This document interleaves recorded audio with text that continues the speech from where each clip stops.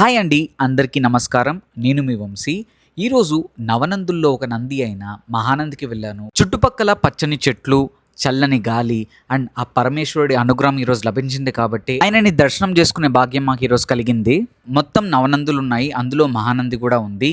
మిగతా నందులు వచ్చి ప్రథమనంది, నాగనంది, సోమనంది, శివనంది, కృష్ణనంది, గరుడనంది, సూర్యనంది, వినాయకనంది.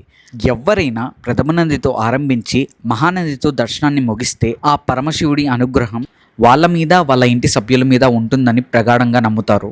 ఒక్కో నందికి ఒక విశిష్టత ఉంది. మహానందిలో విశిష్టత ఏంటంటే స్వయంగా శివుడు ఇక్కడ వెలిశాడు. ఇక్కడ లింగాన్ని స్వయంభూ అంటారు. శివలింగం కింద భాగం నుండి వెళ్ళి నంది నోట్లో నుంచి కోనేరులోకి నీళ్లు వస్తాయి.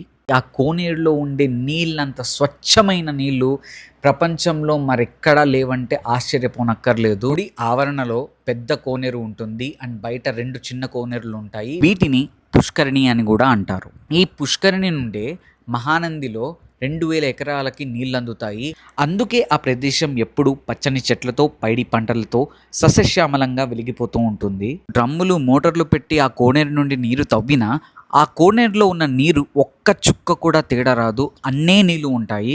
అసలు ఆ నీళ్ళు ఎక్కడి నుంచి వస్తాయి అండ్ ఆ నీళ్లు అక్కడే ఎలా ఉంటున్నాయి అన్నది ఇప్పటికీ ఎంతో మంది సైంటిస్టులకు అంతుచిక్కని ప్రశ్న. ఈ కోనేరులో 3 సార్లు మునకలు వేస్తే చేసిన పాపాలన్నీ తుడుచుకుపోతాయి. ఆ పరమేశ్వరుడు మిమ్మల్ని అనుగ్రహిస్తాడని చాలా మంది ప్రగాఢంగా నమ్ముతారు. గుడి లోపల ఆర్కిటెక్చర్ కూడా చాలా చాలా బాగుంటుంది. పరమశివుడితో పాటు కామేశ్వరి దేవి కూడా ఉంటారు. ఆ కామేశ్వరి దేవి అమ్మవారు ఎంత కలగా ఉంటారు అంటే 2 కళ్ళు సరిపోవు చూడ్డానికి. మీరు కనుక మహానందికి వెళ్ళుంటే మీ ఎక్స్పీరియన్స్ ని కామెంట్ సెక్షన్ లో మెన్షన్ చేయండి. ఒకవేళ వెళ్ళకపోతే ఈ పుణ్యక్షేత్రాన్ని దర్శించుకొని ఆ పరమేశ్వరుడి అనుగ్రహం పొందండి.